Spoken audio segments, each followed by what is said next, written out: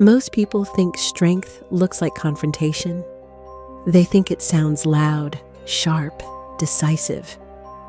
But if you're emotionally aware, confrontation often feels like something else entirely.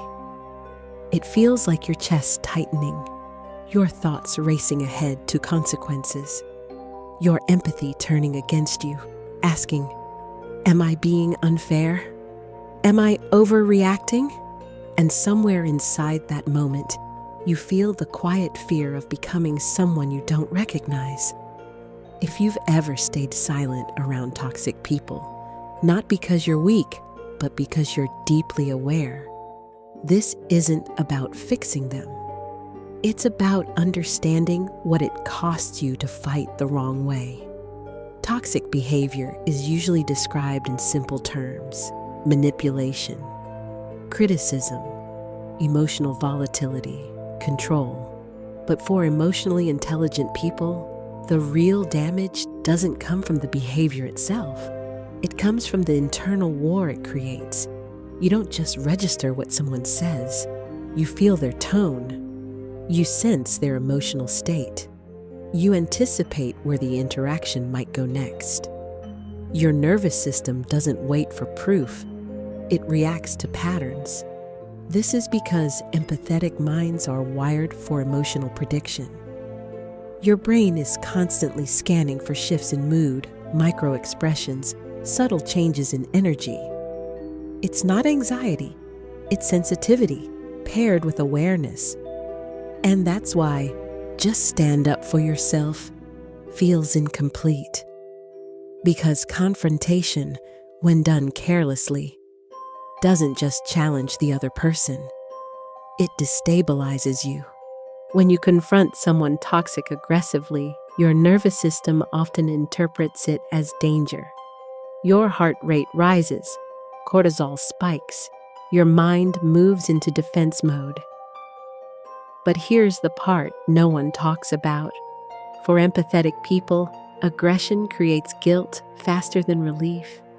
Even when you're right, you replay the conversation, you analyze your tone, you wonder if you were too harsh, and slowly, the boundary you tried to set turns into self-doubt. That's the hidden cost. So many emotionally aware people don't avoid confrontation because they're afraid of others. They avoid it because they're afraid of losing their inner balance. Toxic people often thrive on emotional reactions. They escalate, they provoke, they blur boundaries so you're forced to engage on their terms. And the mistake is believing you need to meet them at that level to protect yourself. You don't. There's a quieter form of strength, one that doesn't require explanation. Emotional labor, or visible conflict. Psychologically, boundaries aren't statements. They're patterns of behavior. A boundary isn't saying, "You can't talk to me like that." A boundary is what you do after someone talks to you like that.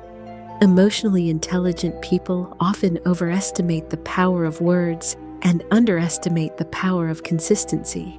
Toxic people test limits through repetition.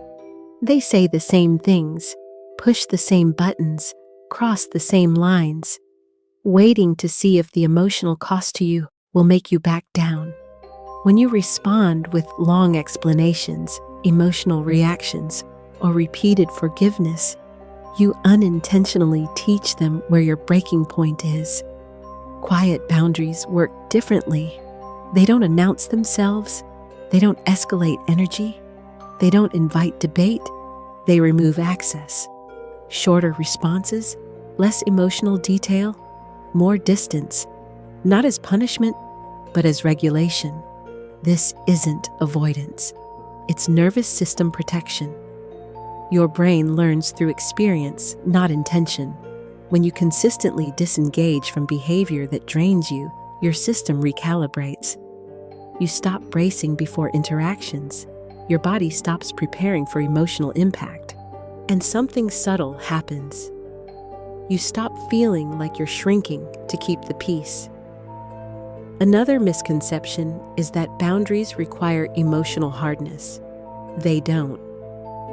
You can care deeply about someone and still limit their access to your inner world. Empathy doesn't mean availability. In fact, research on emotional resilience shows that people who maintain psychological distance from chronic stressors experience lower emotional exhaustion, even when they remain compassionate. You're not becoming cold. You're becoming selective.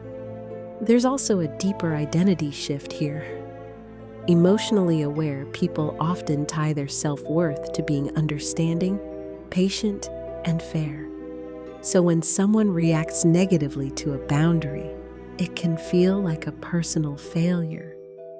But their reaction is not a measure of your character. It's a measure of how much access they expected to have. You're allowed to protect your emotional energy without justifying it. You're allowed to step back without a dramatic exit. You're allowed to choose calm over clarity. And the paradox is this: the more quietly you enforce boundaries, the less you have to defend who you are. Because you're no longer trying to win emotional battles. You're preserving your inner environment. If you've ever felt exhausted after standing up for yourself, if you've ever wondered why being strong felt like self-betrayal, it's not because you did it wrong. It's because your strength was never meant to be loud. Sometimes the most powerful response isn't confrontation. It's consistency. It's silence that isn't fear, just clarity. And when you stop fighting to be understood by people who benefit from misunderstanding you, something settles inside. You don't feel smaller, you feel intact. If you want to understand yourself, your mind, and the quiet psychology behind emotional depth more deeply, you're welcome to stay here.